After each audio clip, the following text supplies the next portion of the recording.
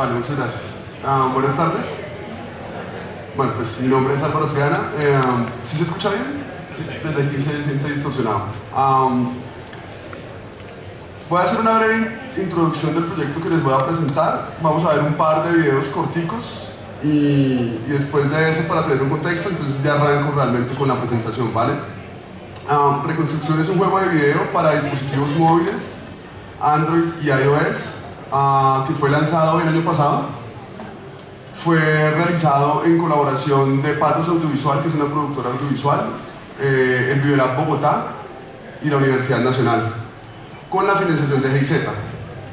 ¿Cuál era la pregunta inicial que nos planteábamos al realizar un videojuego? Y es, viendo la gran cantidad de archivos que se están generando, o que por lo menos se ha generado hasta el momento, en todo el tema del proceso de paz, ya sea, digamos, el proceso con las autodefensas o ahora con las FARC, nos preguntábamos cómo podríamos llevar ese material de una forma un poco más llamativa que textos o que documentos digitales. Entonces, en esa búsqueda de alternativas, decidimos hacer un juego de video, que es lo que les voy a compartir en este momento. Entonces vamos a ver dos videitos cortos. Uno es el tráiler del videojuego y el otro es uno de los cortos documentales que lo acompañan. Al ser un producto transmedia, esto quiere decir que la historia que cuenta brinca de un medio a otro para complementarse. ¿Cuál es la lógica detrás de eso? Pues se las cuento ahorita con detalle, pero inicialmente voy a poner ese par de videos para que estemos un poco en contexto de qué les estoy hablando. Entonces, permítanme un segundo aquí. ¿Ustedes ven el mouse? Porque yo lo muevo. Pero no se mueve, ¿cierto? Ya, está haciendo moverse. Sí.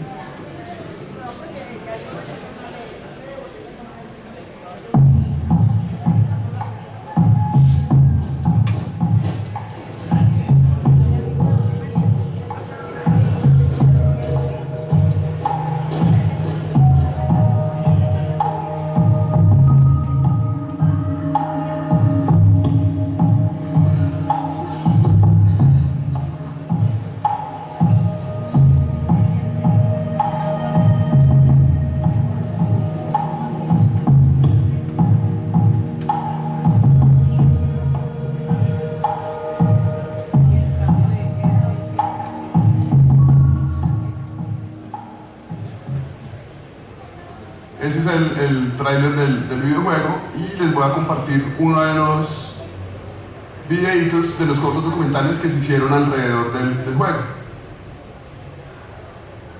Unos minuticos.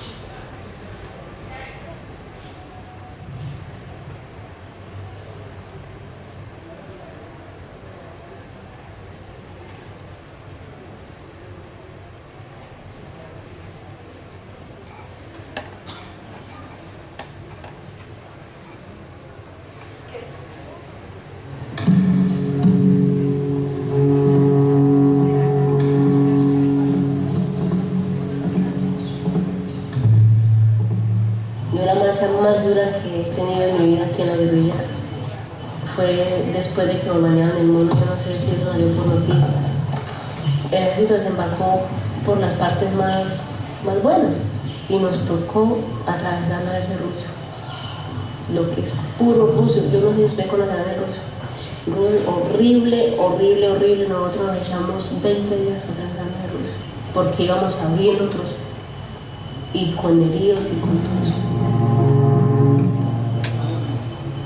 Uno puede conocer cosas uno de mujer sin perder el hecho de ser mujer, porque nosotros cuando tenemos la oportunidad nos arreglamos, nos pintamos, nos vestimos, ¿sí?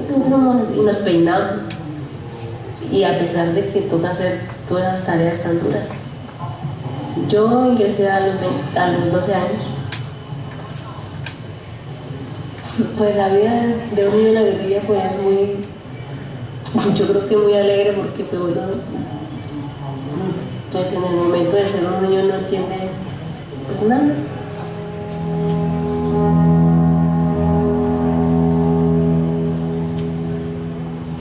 Yo soy de familia muy pobre. ¿Qué futuro tuve yo? pues aquí, en el movimiento lúdico futuro mío.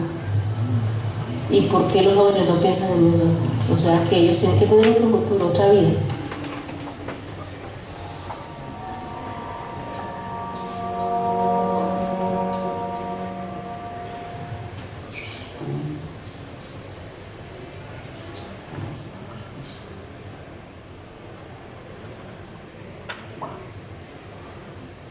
La presentación la quise enfocar más en la concepción y el desarrollo del proyecto, no tanto en el contenido. Espero que el tiempo me alcance pues, para ver si hablamos un poco del contenido y también si hay preguntas las podamos resolver, ¿vale? Vamos a ver cómo se desenvuelve. Cuando surgió el proyecto, uno de los objetivos principales era generar un videojuego prosocial. Digamos que ese término puede llegar a ser tan problemático como queramos, pero nos servía como un norte. Prosocial hacía referencia o hace referencia a un videojuego que fomente actitudes sociales en los jugadores. Eso, digamos que eso al momento de definir un proyecto de este tipo ya cierra bastante las opciones que podemos tener. Por ejemplo, un juego de peleas no se considera prosocial. Ambos jugadores están compitiendo y uno tiene que ganar y el otro pierde. Generalmente el que pierde pues no se queda con muy buen sabor de boca y no está fomentando este tipo de acciones. Un juego prosocial se entiende que es un videojuego en el cual sus reglas no están basadas en ganar o perder, sino que la función del jugador es ayudar a los personajes que encuentra dentro del juego. Entonces esa es una característica que nos ayudó a orientar hacia dónde iba el proyecto. Aprovechar la narrativa transmedia. Los videojuegos tienen el gran poder de la interactividad y presentan un gran abanico de formas de presentar la información que no tenemos de otra forma, o en otro género más o menos. Vuelvo al ejemplo, si entregamos una historia en un PDF, es difícil que las personas la lean completa, especialmente con la gran competencia que tenemos alrededor en entretenimiento. Si ustedes intentan leer un PDF en su teléfono, ¿cuántas notificaciones los van a interrumpir antes de haber terminado la primera página?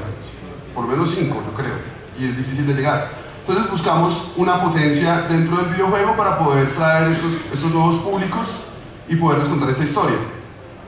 Pero también somos conscientes que esa alternativa tiene un riesgo, y es el riesgo de trivializar. Cuando hablamos de un videojuego estamos hablando de una capa de abstracción respecto a los sucesos reales, es decir, todo lo que se ve es una representación de los hechos que estamos contando. Por eso fue que decidimos tener también los cortos documentales que estuvieran enlazados con la historia del juego, con el fin de que el jugador entendiera que eso que estábamos contando no era una ficción completa. Es decir, que eso estaba basado en situaciones y en testimonios que se recogieron y que ocurrieron realmente en Colombia. Entonces ese es el punto del por qué es transmedia. Buscábamos generar comprensión de lo que pasó en el conflicto armado colombiano. Es realmente importante, si ustedes están diseñando un proyecto digital, o yo diría que cualquier tipo de proyecto que tenga como foco la comunicación, ¿qué es lo que quieren que se lleven las personas de dicha actividad? Nosotros sabíamos que en este caso era muy difícil pensar en un objetivo que fuese específicamente en comportamiento o en actitudes, que lo que podríamos, y la esperanza que teníamos era que al el jugador entender la complejidad del conflicto, pudiera desprender otro tipo de reacciones, pero de ese tipo de reacciones pues nosotros no tenemos control. Si ustedes miran, hay un estudio de los 90s, pues que fue uno que generó bastante revuelo, que hablaba sobre la influencia de los videojuegos violentos en los niños. Eso ha sido desmentido por todo lado. Realmente las variables que operan en eso son el entorno familiar y muy poco más. Entonces, sabiendo esa limitante, nuestro objetivo era tal vez llevar comprensión alrededor del conflicto y pues esperar que eso generara algún resultado interesante. Aquí me faltaron las comillas, pido excusas. En dar perspectiva de víctimas y de victimarios. Parte de lo que entendimos en todo este proceso, que requirió pues recado de archivo, lectura de crónicas, entrevistas, análisis, es que esa línea de víctima y victimario que tenemos tan clara muchas veces nosotros, en ese tipo de situaciones no lo es tal. Conocimos varios casos de personas que Después de ser desplazadas, su única opción de vida fue unirse a la guerrilla. Entonces, ¿dónde los estamos clasificando? Esa forma de clasificar es muy de acá de la ciudad. Porque si somos los que podemos ver todo eso desde nuestra omnipotencia y sentir que podemos tomar las decisiones morales, cuando realmente la situación que se vive en la región pues es muy diferente. Entonces eso era parte importante mostrarlo allí. La búsqueda de reconciliación con derechos y obligaciones, generación de igualdad de oportunidades, estos dos puntos es a lo que me refería cuando hablaba de que esperábamos que al transmitirle la complejidad del conflicto colombiano al videojugador, él pudiera empezar a entender que existen unas dinámicas muy fuertes en las que él de todas formas está involucrado de cierta forma. Para dar un ejemplo y aterrizar un poquito esto, pues pongo mi caso específico. Cuando recién empezamos a trabajar en el proyecto, yo también tenía una visión de blanco y negro. Y decía, estos actores son más malos, estos son los malos, estos son los buenos. Tan pronto empecé a leer y a trabajar con la población de excombatientes o de víctimas de desplazamiento o pues diferentes grupos con los que trabajamos, me di cuenta que esa situación no era tal y que mi mismo comportamiento estaba condicionado a partir de esos bandos que yo me había armado en mi cabeza. Entonces eso también es como parte de lo que esperamos que el jugador se lleve del juego. Y pues la esperanza que teníamos, este juego comenzó a gestarse hace 2 años. En el momento del plebiscito estábamos en la mitad del desarrollo. Entonces, la construcción de un proceso esperanzador dentro de las poblaciones y jóvenes urbanas receptoras de un número importante de excombatientes. Para ese momento estábamos pensando realmente en esa situación que ya se está dando y que probablemente continúe, o pues ya veremos qué ocurre, en el que numerosos excombatientes van a estar llegando a la ciudad. ¿A qué se van a enfrentar ellos si desde este lado no los recibimos o si de este lado tenemos una actitud hostil hacia ellos? Es parte de la reflexión que estamos buscando allí.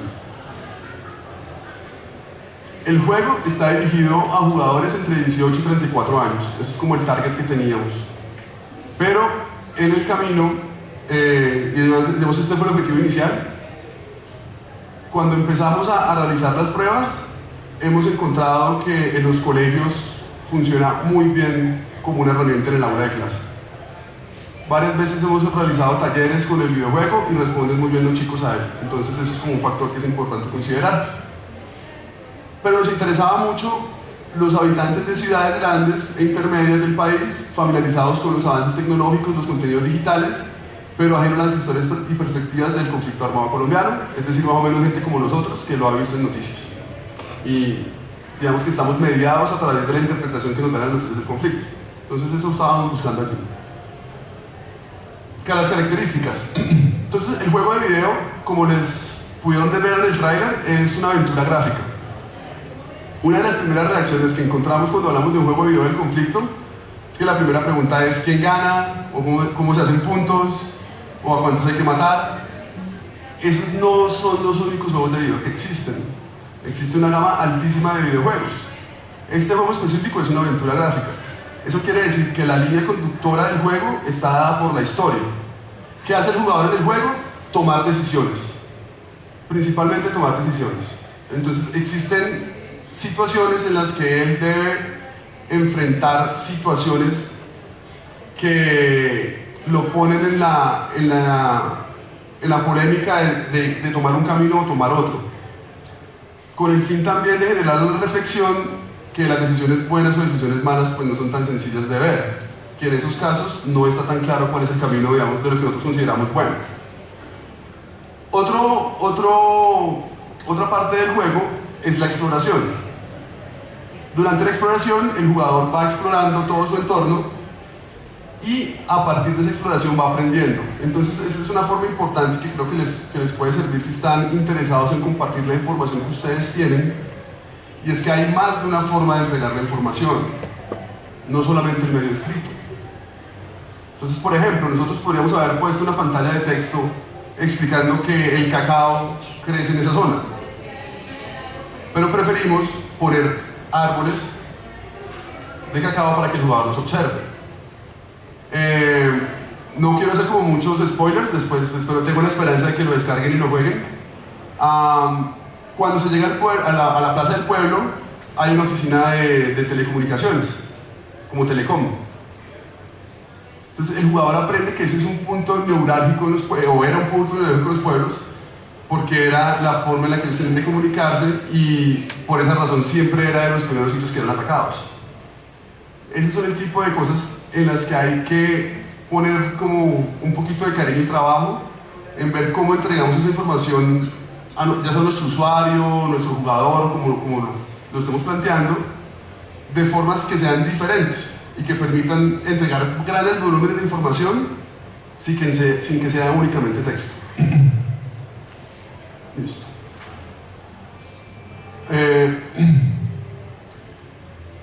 Es importante hablar del equipo que es necesario para lograr un producto de estas características.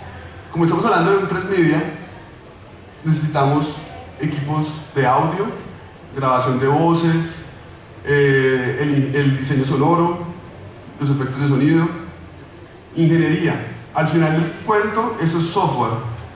Es decir, hay programadores que están generando ese código para que esto funcione. La dirección conceptual, que estuvo a cargo de Patricia Ayala, si les interesa todo este tema del conflicto colombiano, ya tenía unos documentales muy buenos alrededor de ellos, y fue por lo cual generamos la relación, entre ellos un asunto de tierras. Pues ya lo creo que hay un servicio de streaming que lo permite ver. Entonces ella estaba encargada de esa dirección conceptual. Para esa dirección conceptual también trabajamos muchísimo tanto con excombatientes como con víctimas del conflicto. En un momento les cuento un poquito cómo fue el trabajo con ellos. Obviamente diseñadores y artistas. Entonces para poder sacar un proyecto de ese tipo se requiere todo un poco de gente. Nosotros realmente teníamos un equipo pequeño para lo que se acostumbra, éramos aproximadamente 15, 16 personas. Y con eso logramos el juego que estamos presentando. Otro aspecto del transmedia es el cómic. Aquí no se los puede mostrar, pero dentro del videojuego hay varias secciones de motion comic contando partes de la historia. Resulta que la narrativa de un videojuego no es lineal. Si yo hago una narrativa lineal, entonces yo puedo contarles a ustedes que yo entré por esa puerta, crucé la línea de allá y llegué aquí al computador. En un videojuego yo no puedo garantizar que el jugador siga ese tipo de comportamientos. En un videojuego el jugador puede venir acá primero, después subir, bajar, moverse por un lado y moverse para el otro. Eso genera un desafío al momento de querer contar hechos puntuales. Entonces, para nosotros abordar ese problema, en el videojuego tenemos ciertos puntos donde la historia se cuenta a través de un cómic animado y en eso el jugador no tiene inferencia, o sea, no hay interactividad en ello. Es una de las herramientas de las que hay que amarrarse para poder contar como hechos específicos. Y finalmente el documental. El documental se realizó en la última de las conferencias de las FARC. De ahí hay tres corticos documentales. También se trabajó con excombatientes de las autodefensas y víctimas del conflicto. Esos documentales están en el sitio web, se pueden acceder sin ningún problema. Básicamente todos los productos que estoy mostrándoles, el videojuego, los documentales, son gratuitos. Cuando entran a la página reconstrucción.co, ahí los pueden descargar, por si tienen el interés de usarlos. Uy, se me pegó eso ahí. Bueno, y el tema de investigación. Entonces, nosotros no queríamos hacer de esto un juego de video simplemente sin tener en cuenta todas las aristas posibles. Entonces existió un trabajo de investigación de periodismo que fue el que recolectó todas las crónicas alrededor del conflicto armado que usamos. El videojuego es ficcionado, es decir, los personajes y la población que se presenta no existen realmente. Esta decisión la tomamos, por un lado, por el riesgo de revictimización. Si tomábamos un punto específico, pues ya íbamos a generar muchos problemas allí, o una historia de una persona específica.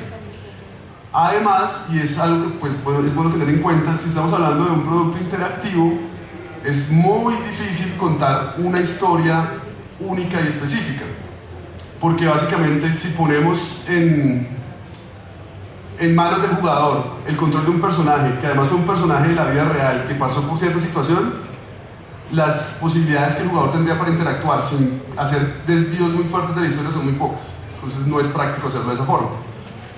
Y también hicimos bastante trabajo de investigación académica. ¿En qué tipo? Todos los capítulos del juego, digamos, en este momento hay 3 capítulos, fueron evaluados con grupos de trabajo. ¿Qué grupos de trabajo usamos? Usamos chicos de colegios de 10º y 11, y también trabajamos con el target que yo llamé oficinistas. Entonces eran oficinistas del 85, con muy buen manejo de tecnología, pero muy poco conocimiento o interés en el conflicto colombiano. Entonces ese target para nosotros era súper importante. Antes de la sesión hacíamos un barrido conceptual de las ideas y los términos que ellos manejaban alrededor del conflicto colombiano. Después del videojuego hacíamos otro formato de encuesta y de actividad donde nos permitían ver qué estaban pensando ahora después de haberlo jugado. En esto hay comportamientos muy interesantes que vale la pena analizar. En el caso de colegios urbanos, tipo pues Bogotá más o menos la gran mayoría, la reacción de los chicos es bien interesante en el sentido en que controlan por completo la tecnología, pero el imaginario que tienen alrededor del conflicto colombiano está súper marcado actualmente por las narconovelas. Entonces, antes de empezar a jugar, cuando se les pregunta sobre el conflicto colombiano, hablan de camionetas, de droga, de traquetos. No existe como mucho más allá. Después de jugarlo, entonces ya por lo menos empezamos a hacer uso de ciertos conceptos, como por ejemplo que hay grupos armados y que hay tierras, y que ese problema de tierras también generaba parte del conflicto, que no era únicamente como ese centro. Cuando hicimos las pruebas en San José del Guaviare, tuvimos la oportunidad, entonces fue una población de niños también muy diferente, porque son niños que sí han estado cerquísima del conflicto, o sea, pues creo que tan cerca como se puede estar. Cosa interesante, cambia la dinámica del aula de clase, porque los profes no sabían usar el juego, los profes no saben jugar. Entonces ellos tenían que explicarles al profe cómo se jugaba y cómo se avanzaba. Tuvimos 3 sesiones con 2 profes, los 2 profes se divirtieron con esa mecánica. Uno de los profes no le pareció chévere cambiar su posición. Entonces también es una reflexión que es interesante. Pero también cosas que vale la pena resaltar es el tipo de detalles en los que ellos se fijan. Entonces cuando estábamos hablando del Guaviare, ellos se fijaban en que las armas eran como las auténticas. Entonces eso demuestra fuertemente el gran cambio que existe entre Rilón y Bogotá, y no se puede como generalizar de una forma muy grande. En el caso de los jugadores mayores de 25 a 30 años aproximadamente, el comportamiento entre hombres y mujeres es diferente, o por lo menos en las pruebas que hicimos fue diferente. Habría que pues expandirlo mucho más. En el caso de las mujeres la palabra miedo aparece mucho. El juego tiene de forma intencional como protagonista a una mujer, porque los temas de género en el conflicto pues creemos que son muy importantes y que no se pueden obviar. Y que la protagonista sea una mujer nos permite pues contar más cosas de las que contaríamos con un protagonista hombre. Entonces la reacción de las mujeres en algunos sectores del juego está más asociada al miedo, la del hombre no tanto. Sin embargo, algo que pudimos evidenciar después de jugar es que la claridad y el papel central de las víctimas del conflicto toma un rol mucho más fuerte cuando la persona ha pasado por la experiencia del juego. Entonces a eso me refiero con la investigación académica. Digamos que el juego no se hizo por hacer y ya. Cada vez que hacíamos un fragmentico del juego, hacíamos una serie de validaciones con el fin de ver si estaba funcionando o no estaba funcionando. Ahí me falta un punto central y fue la validación que hicimos pues con las víctimas del conflicto. Entonces la idea surgió de un interés personal. Tan pronto surgió, pues armamos un equipo y a partir del equipo hicimos un prototipo. Con ese prototipo empezamos a validar. Cuando conseguimos el dinero para poder financiar el proyecto, iniciamos de nuevo las pruebas con los diferentes grupos de población que tenían interés. Lo primero que hicimos fue reunirnos con varios grupos, por ejemplo con las señoras del costurero de memoria, y preguntarles, vea, queremos hacer un juego. o sea, tal cual así de frente, contando estas historias. ¿Ustedes qué opinan? Dijimos, bueno, si aquí nos dicen que no, pues mejor ya dejemos así, apague y vámonos y no jodamos más con eso. Afortunadamente la reacción de ellas fue muy positiva porque la forma de ver el problema es la siguiente. Ellas nos decían, nuestros nietos se la pasan jugando y ya ni se acuerdan qué fue lo que pasó. Y nosotros estamos en Bogotá fue por eso y ellos no saben o no lo entienden, no les interesa. Entonces dijimos, bueno, listo. Entonces quiere decir que por ahí sí hay un buen indicador de que podemos avanzando. Después con ellos les hicimos las propuestas del arte y el estilo visual del juego. Eso es bien importante. Nosotros inicialmente habíamos pensado en personajes tipo anime, o sea, muñecos ojones y cabezones, como para hacer una estética agradable para todo público, pero esa estética obviamente no fue en la acción, no fue tan chévere con ellos, porque se siente raro, se siente como muy desprendido, incluso como chistoso. Entonces de una vez cortamos esa estética y pasamos a la que ustedes pudieron ver en el tráiler, que es un poquito más realista. Y empezamos a iterar y a iterar y a iterar también con ellos. Cada vez que teníamos un avance, cada vez que lográbamos algo nuevo dentro del juego, lo compartíamos con ellos con el fin de encontrar un punto donde la forma en la que estuviéramos contando la historia no estuviera cayendo ni en revictimizaciones, ni tampoco haciéndolo trivial, porque eso nos pasó. En el juego hay una escena que es una masacre en un pueblo. Cuando empezamos a contarla, pues nosotros teníamos mucho miedo de contar eso y la teníamos como una forma muy abstracta y digamos que muy tapada y jugando mucho como con símbolos. Y la primera reacción que se repitió tanto con los grupos que probamos aquí en Bogotá o en Medellín fue: ustedes tienen que contar eso claro, porque si lo cuentan así es como si nos hubieran dicho a nosotros que nos fuéramos por favorcito, y eso no fue así. Entonces ese tipo de cosas solamente se pueden adquirir trabajando directamente con ellos, porque nuestra vista pues es de Bogotá, o por lo menos la nuestra, y eso no tiene nada que ver con la realidad del resto del país. Entonces es una invitación también a, obviamente no a copiar lo que se hizo ni a pensarlo de la misma forma, pero sí a tener en cuenta las personas con las que estamos trabajando en los proyectos que estemos realizando, ya sean archivos digitales, sean en forma de documental, en forma de informes o de reportes. No podemos obviar cuál va a ser la lectura que va a dar el receptor de ese mensaje, pues porque no sabemos. Como les acabé de mostrar, chicos de un colegio en un lado piensan una cosa, chicos de colegio en otra región piensan otra cosa diferente. Hay que ponerse en la labor de ver cómo podemos entender esas cosas que estamos produciendo, cómo están siendo leídas. La comunicación no es de una sola vía. Mi mensaje no llega directo al cerebro de nadie. Existe un proceso de mediación donde esa persona toma eso que yo le estoy entregando y lo interpreta.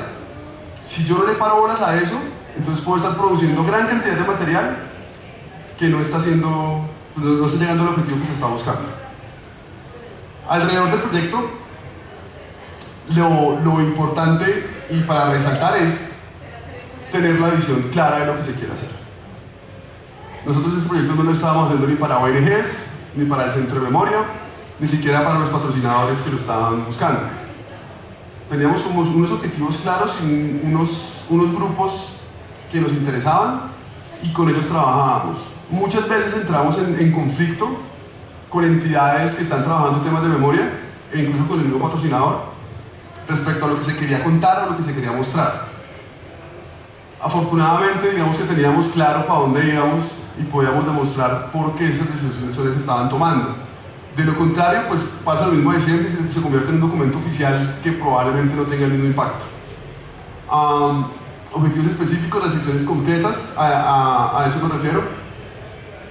Una recomendación cuando ustedes estén trabajando en proyectos digitales, si se enfrentan a ellos, llámenlo una página web, un aplicativo móvil y todo el largo etcétera que puedan encontrar, es que cuando estén definiendo el proyecto, hablen o piensen en el término de los efectos y no de cómo se logran los efectos.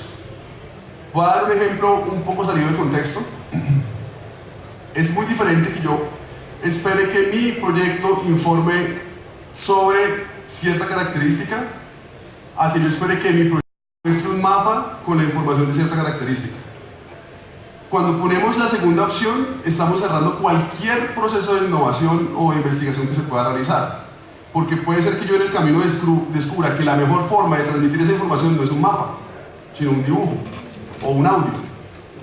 Entonces, siempre que estén formulando un proyecto digital, y es como algo que les puedo transmitir desde mi experiencia, enfóquense en los efectos que quieren lograr y no cómo quieren lograrlos.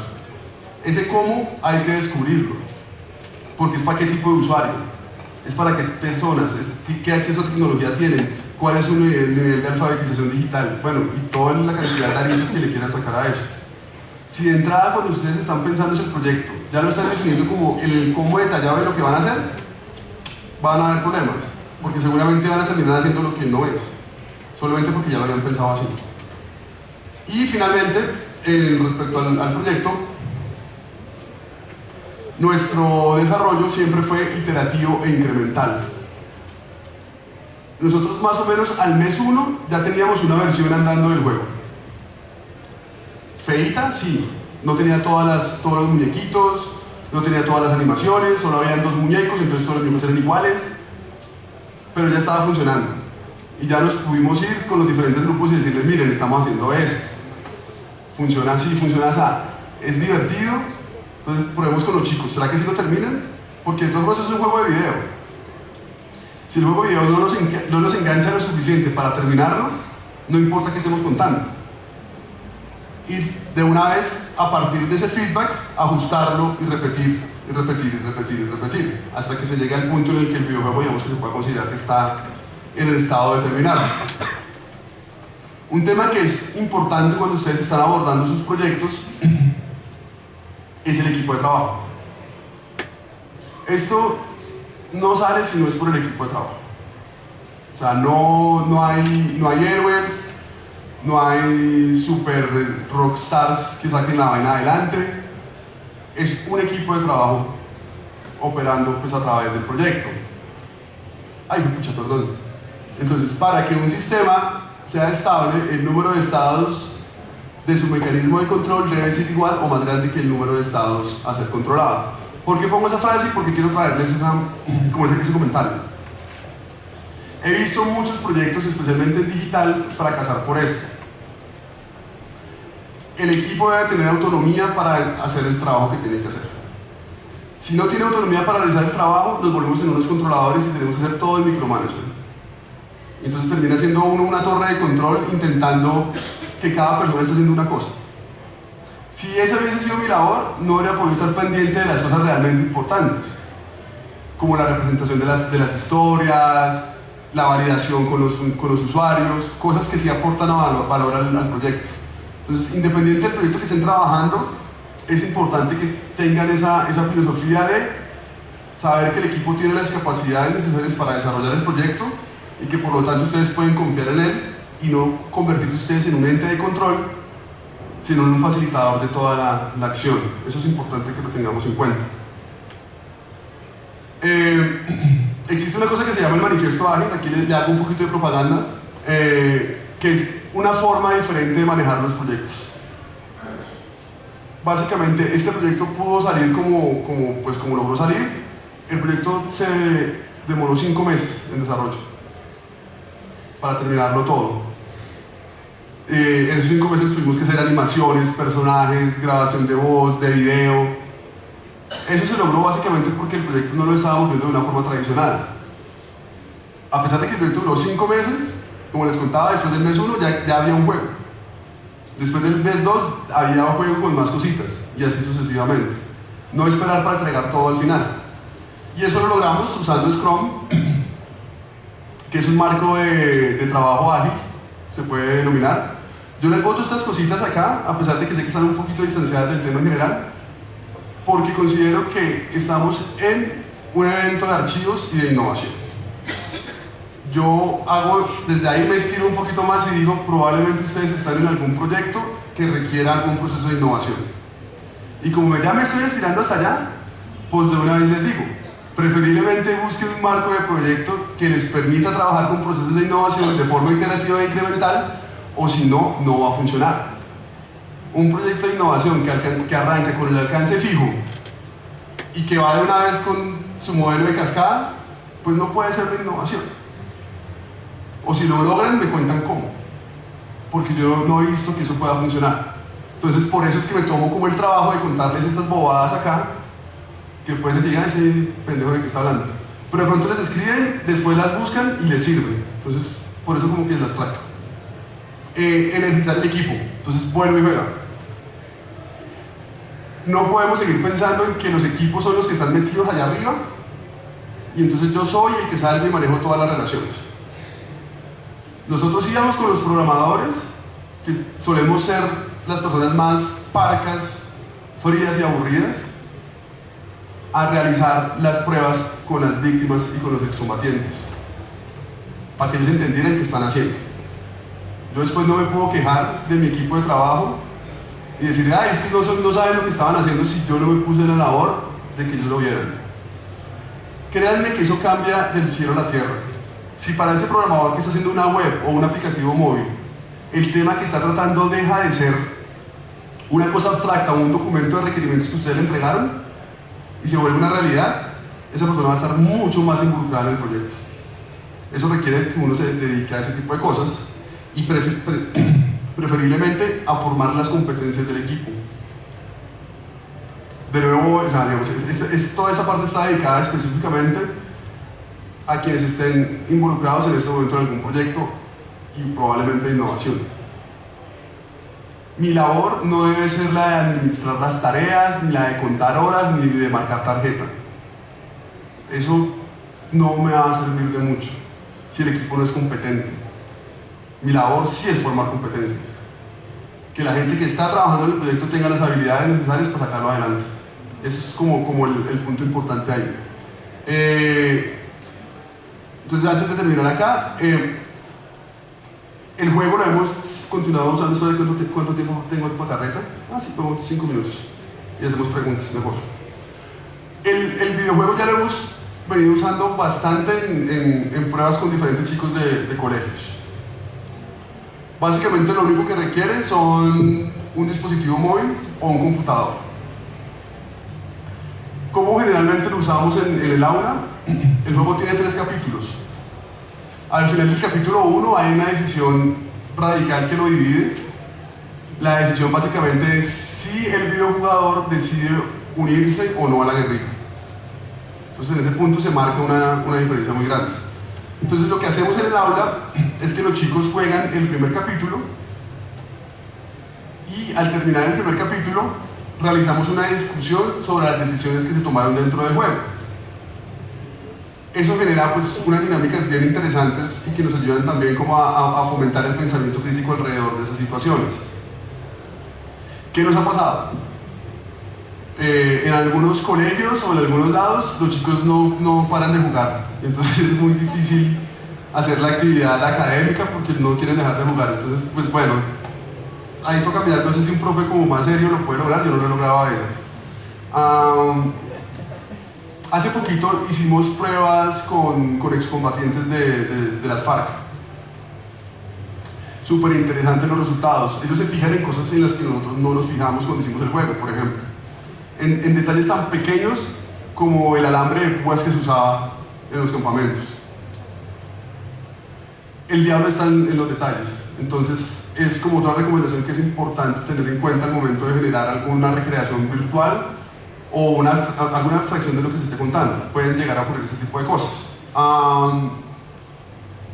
Adicionalmente, el videojuego tiene un sistema de métricas que permite registrar todas las decisiones que toman los jugadores durante su partida. Eso nos ha dado mucha información como muy interesante. Por ejemplo, que la gran mayoría de gente decide irse a la guerrilla. Cuando lleguen al momento de tomar la decisión también van a entender un poquito el contexto en el cual se pone para que veamos cómo ocurre. Pero eso también es chévere porque muchas veces en el aula o en el trabajo en grupo nos lleva a esa pregunta de ¿ustedes por qué seleccionaron irse a la guerrilla? ¿Acaso esos no son malos también? ¿O cómo está operando la selección de las personas allí? Porque muchas veces a pesar de que venimos con el prejuicio contra, ya sean excombatientes de la guerrilla o de las autodefensas, tendemos a comportarnos de forma muy similar cuando la situación pues, que se presenta no deja otra salida. Entonces eso es parte importante ahí del juego a tener en cuenta. Si son profes, el juego se fue el año pasado instalado en el programa de computadores para educar. Entonces pues en teoría debería estar en los computadores, no me consta, lo he oído uno por uno, pero pues se supone que sí. Entonces podrían pues usarlo sin mayor problema. Si no está así, pues se puede descargar gratis de las tiendas e incluso pues ahí están los mismos documentales. La página ya la miramos acá si quieren. Chichi, la vamos a crear mejor. ¿Se ve el mouse? No. Ya. Listo, entonces la página es reconstrucción.co y ahí está todo lo que les he contado está allí, está todo el material. Se han publicado un par de artículos de investigación alrededor de esta experiencia que les cuento con las pruebas con los usuarios, tratando de documentar pues todos los resultados que se obtienen de esas conversaciones y como el mapa conceptual que arman las personas después de haber jugado alrededor del conflicto. Entonces, pues si alguien tiene interés en ese lado como más académico y más ñoño, pues me puede avisar y lo revisamos, se los puedo compartir sin problema. Y pues nada, quisiera más bien aprovechar los 15 minutos que quedan en si hay preguntas o si hay algún comentario. ¿Hay espacio para preguntas?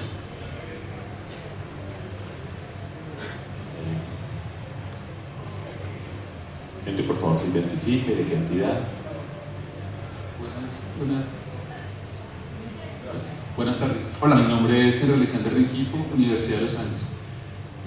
La pregunta es si ustedes también tú comentabas que obviamente el juego tiene un deadline que es básicamente contar el conflicto armado colombiano, pero dentro de yo estuve trabajando en el celular un poco lo que tienes acá en la página, pero no vi por ejemplo otras comunidades indígenas.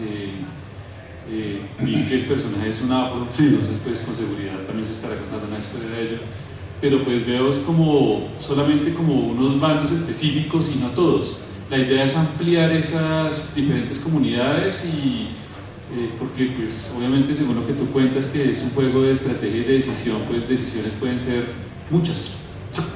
Entonces, y la segunda pregunta es, al tratarse de esto pues que trae un equipo interdisciplinar por detrás, que veo que no tienen ustedes publicidad acá ni nada, ¿cuánto cuesta un proyecto de estos desarrollarlo y cuál sería el fin de su financiamiento? O sea, ¿es un financiamiento estatal netamente o cuál es el objetivo final después de eso para sacar ese beneficio de la recuperación de esa inversión? Gracias. Vale, gracias.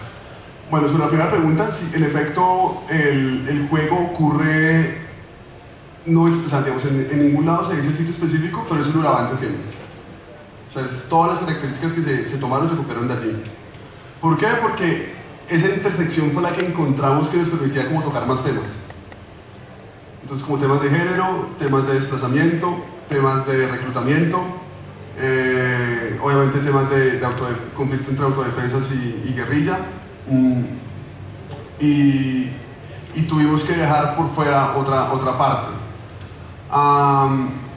Hay algo curioso ahí, por ejemplo, cuando la guerrilla que se encuentra dentro del juego es ficcionada. Es decir, no es ni FARC, ni EPL, ni ninguna de las específicas.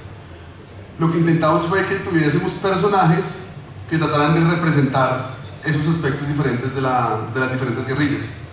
Entonces, cuando se visita el campamento guerrillero, hay personajes que son indígenas y cuentan un poco de eso. Entonces, está como tratado hacia ese lado. La idea sí sería poder contar otras historias más. Pero de momento yo siento que no le hemos sacado suficiente provecho a los capítulos que ya están hechos. O sea, hemos buscado formas de llevar algún programa como más formal alrededor del juego para tener como una mayor difusión, ya sea con chicos o con grupos de colectivos de trabajo. Cuando eso ocurra, yo creo que sí habrá suficiente masa para poder generar otras historias, porque en la actualidad sería difícil priorizar qué historias contar, ya que no hemos podido, siento yo, exprimir esas que se están contando ya. Entonces esa sería como mi respuesta hacia ese lado. Hacia el otro lado, sí, hacer videojuegos es súper costoso. Yo llevo unos, espera a ver para no delatarme tanto, como unos 13, 14 años haciendo videojuegos. Este proyecto costó 100.000 euros y eso es hacer un juego con las uñas. O sea, literalmente tenemos que todos los salarios quedaron más bajitos de lo que normalmente serían para poder complementarlo, básicamente porque toda la gente que estaba interesada en el proyecto pues tenía muchas ganas de hacerlo. Entonces decidimos como, bueno, hagámosle, saquémoslo adelante. Entonces sí es costoso hacer juegos de video. Nosotros este proyecto sí lo tuvimos súper claro al principio que no queríamos que generara un peso. Eso fue como una decisión moral desde el día 1. Dijimos, si sacamos este proyecto no lo podemos vender. O sea, porque estamos aprovechando historias de muchas personas, historias que creo que son bastante fuertes, y ponerle un valor a eso monetario nunca estuvo ni siquiera en el mapa, en el radar.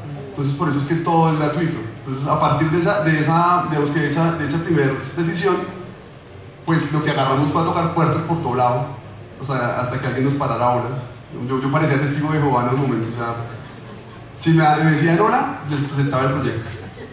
Y hasta que eventualmente pues logramos sacar la plata para poderlo hacer. Pero fue siempre pensado en eso, en no generar ningún... O sea, yo no me siento capaz de hacerlo. Porque incluso en este momento una forma fácil de monetizarlo, digamos que el juego tiene al momento unas 30.000 descargas. Si no son mal, quedamos como 40.000 descargas. Si cobráramos, digamos que $1 por cada descarga, sobrado estaríamos haciendo los otros capítulos. Porque ya está la base construida, sacar el contenido es más fácil. Pero, pues no, la verdad es que no soy capaz de cobrar por esto. Entonces, pues esa es como la situación actual. Ya estaremos buscando si queremos hacer otros capítulos, pero pues será más adelante y será el mismo modelo. Buscar alguna fuente de financiamiento que sepa que lo estamos haciendo por aportar alguito y que no vamos a cobrar por ello. Sin embargo, para financiar videojuegos sí se puede de otras formas. En este momento yo estoy en preproducción de otro videojuego que estaría más enfocado en el tema de tierras en Colombia. Y ya hay un par de organizaciones que dicen, yo le meto plata a eso porque yo quiero contarlo de tierras y los informes que estoy sacando nadie los está leyendo. Entonces, esa es otra forma de buscar esos apalancamientos. Bueno, a partir de ahora serán 30.150 descargas. Ah, bueno, genial. Bien, por acá hay otra pregunta.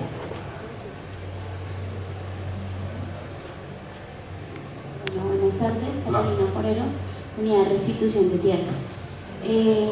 Bueno, más que una pregunta, lo que quiero es como resaltar un poco la tarea que has hecho, porque realmente se cuenta es el conflicto y lo que tú dices es verdad. Trabajo en esta entidad y realmente se hacen publicaciones que realmente no nos leen. GIS pues también es un aliado de nosotros, pero él es quien nos apoya como a llevar y a conocer, digamos, lo que se hace en tierras, pero creo que esto sería una muy buena herramienta para el tema de tierras. De pronto ya no verlo como el conflicto, como, digamos, no meternos ya como en el conflicto, sí hacer un tema introductorio, pero más mostrar es qué pasa después de eso que estamos haciendo estas entidades, un proyecto productivo, cómo le devolvemos ese derecho a estas familias, a estas comunidades afroindígenas, más como contar eso. Lo veo yo, digamos que para nosotros sería un poco productivo, pero creo que la estrategia del videojuego me parece muy buena. Creo que tal vez no le hemos hecho la difusión frente a que con nosotros como entidad de tierras no lo conocíamos. Entonces, pues lo acabé de tuitear y de llevar a todos mis contactos de la unidad para que trabajemos, porque sé que lo vamos a hacer. Y sé que a los sociales, que son los que más le afecta todo este tema de género, pues creería que les interesaría. Entonces creo que de pronto sí podemos tener contactos para poder revisar más que nos interesa, es como ese después de esa evolución de volver a la tierra, de recuperarla y de ese proyecto productivo. Vale, muchas gracias. Pues te agradezco mucho lo que dices. Si quieres aplicar, cambiamos correos para que podamos pues, hablar más. En efecto, el nuevo proyecto que estamos en preproducción, que está orientado más al tema de tierras y de cómo es una vida productiva, trata de dejar un poquito atrás el centro alrededor del conflicto. Al igual que este que buscaba sensibilizar poblaciones urbanas alrededor, pues ese era el tema del conflicto, lo que nos interesa con el siguiente es que entendamos que la producción agropecuaria en Colombia no es sencilla, que son mundos muy difíciles, muy enredados. Hace poquito que estuvimos visitando pues, el Catatumbo, veo uno lo berraca que es la situación, o sea, que es realmente dura. Entonces, también que nosotros que aquí que comemos tan bueno y la pasamos tan rico, pues también pensemos un poquito en cómo es que está llegando la comida a nuestros platos, pues por eso ocurre. Gracias. Vale, ¿hay más preguntas? Bueno, yo creo que entonces con un fuerte aplauso despedimos.